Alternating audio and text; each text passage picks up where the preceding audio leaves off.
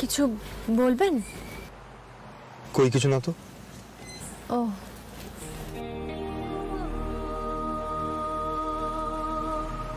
বলার কথা তো অনেক ছিল শ্যামলী, মন খুলে সবটা বলবো ভেবেছিলাম, কিন্তু কালকের ওই একটা ঘটনা সব কথা যেন থামিয়ে দিয়েছে।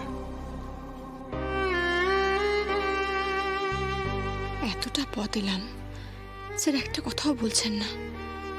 মনের মধ্যে যা চলছে সেটা কি মুখ ফুটে শ্যামলীকে বলা যায় না?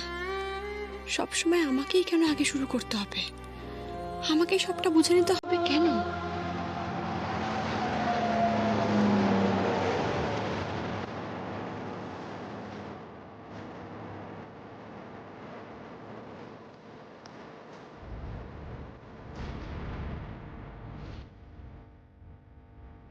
এ আবার কি?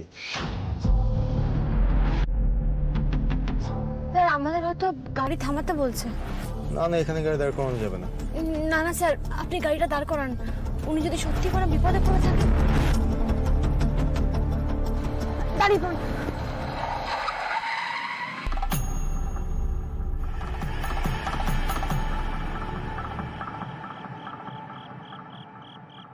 কি হয়েছে দাদু আপনার?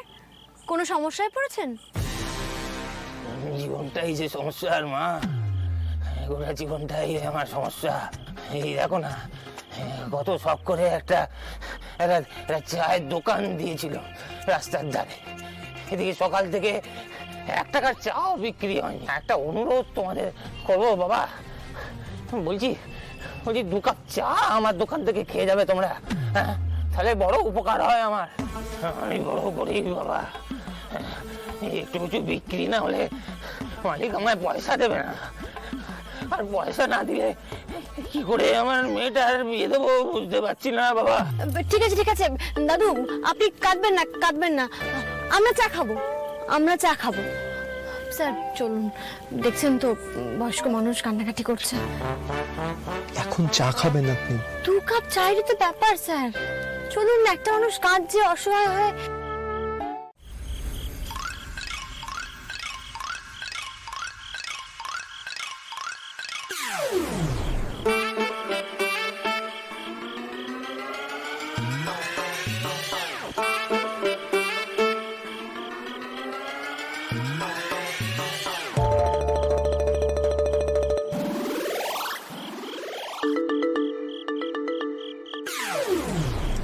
আপনার হলো? হ্যাঁ বাবা, এই তো হয়ে গেছে হয়ে গেছে।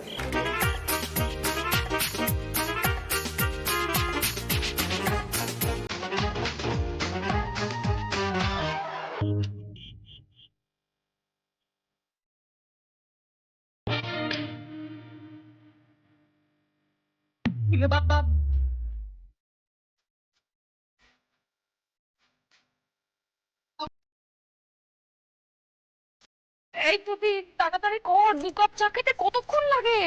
কি হলো? আরে এই তো হয়ে গেছে, 1 মিনিট 1 মিনিট। এই তাড়াতাড়ি কর, ওঠ, ওঠ, ওঠ, ওঠ, ওঠ। হয়ে গেছে।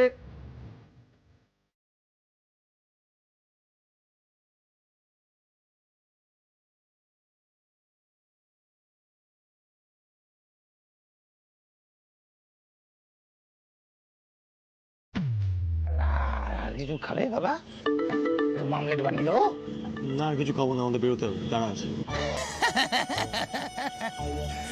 বেরিয়ে যাবো তো সবাই করে, কিন্তু সে কি আর আমাদের মতন মানুষের হাতে আছে? সে তো সবই মায়ের ইচ্ছা। মাগো, এই ধরো তোমরা এখন বেরোতে গিয়ে দেখলে যে তোমাদের গাড়িটা খারাপ হয়ে গেল, কি করবে?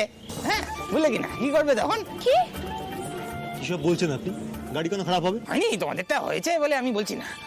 যদি হয়ে যায় আমি আমি আমি আমি বলে রাখলাম, এই সামনে দেখছো এই ওইদিকে একটা একটা হোটেল আছে, হোটেল ফুল মুন। তো ওখানে গিয়ে তোমরা রাতটা কাটিয়ে দিও। এই রাস্তাঘাটে ঘুরে বেরিও না, হ্যাঁ ওখানে গিয়ে রাত্রে।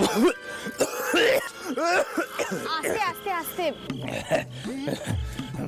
বুড়ো মানুষ তো, কি করবো, শরীরটা সাথ দিচ্ছে না। কিন্তু তোমরা বাবা আমার অনেক বড় উপকার করলে।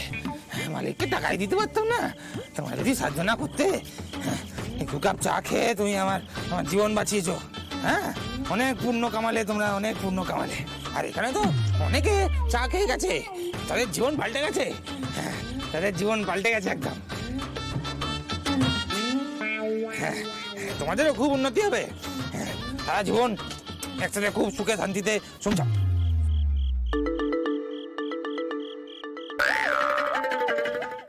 না না স্যার, অচেনা অজানা জায়গায় গাড়ির মধ্যে দুজন মানুষ সারা রাত থাকাটা না সেফ নয়। তার থেকে বরং এটা অনেকটা সেফ, এটাই ভালো।